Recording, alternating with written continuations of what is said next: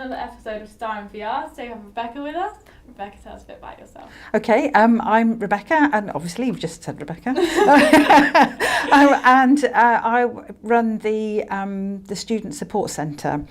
So how would a student be able to get support at the uni? Okay, I think the most important thing is that they actually walk in through our door. We're based on the ground floor of the Minerva building, and we're open from 8:30 till 5 most days.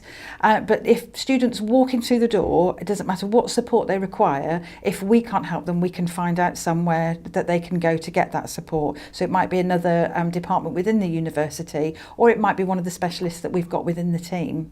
If they want to access us in a different way, then on everybody's university desktop there's a little pink icon, and you can click on that icon, and that opens up all the student services areas, and you can access us that way as well. There's lots of emails, etc., and people can always ring. But I always say the most important thing is students come in and see us, and we can work out the most appropriate support for them. So a lot of students struggle with money. So what type of advice would you offer those students? I think it depends on why the student is saying that they have no money. For some students, it's just a case of poor budgeting. So we do run workshops where we can support students and help them with their budgets. But right the way through then to the more severe issues, if students have got issues with debt, we're fully licensed to be able to provide debt advice and financial advice to students. So we can support them in that aspect. We can do benefit checks, or anything to try and help them work out their finances. So are you able to help students with housing issues? We can't help students find accommodation, but we can help students if they've got an issue with their accommodation. In particular, if a student, say for example, feels that their landlord is not maybe following the correct procedures in terms of looking after the property, if they come along to see us or bring along their tenancy agreement, we can go through that. We can check with them to make sure that the landlord is actually doing as they should be doing, and we can also challenge on their behalf. My advice to students though is to don't jump in and sign a tenancy agreement for your second year accommodation early, to wait until a lot of places actually say that you need to sign up quickly because they're all going. There's loads of accommodation in Lincoln, absolutely loads. What's really important is that you move into the right property with the right people, and quite often if students sign their agreement early, it means that they're going into the wrong property and sometimes with the wrong people, and then we can end up with some problems that they can't get out of. So our advice is take your time, go slowly, and if there is a problem, come and see us and bring your tenancy agreement in. So you just tried the lab. How did it go? Well, not according to plan, but fortunately we had another Becca in the room who was able to take over at the most appropriate moment.